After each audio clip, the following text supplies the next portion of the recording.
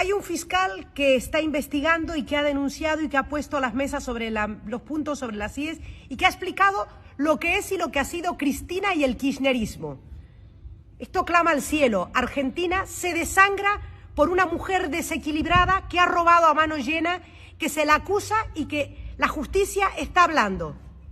Y resulta que Pablo Iglesias se va a Argentina y a hacerse también la víctima y a darle una palmadita en la espalda. ¿Hasta cuándo vamos a ver que los mentirosos, populistas y engañadores se siguen sumando para seguir engañando a la gente?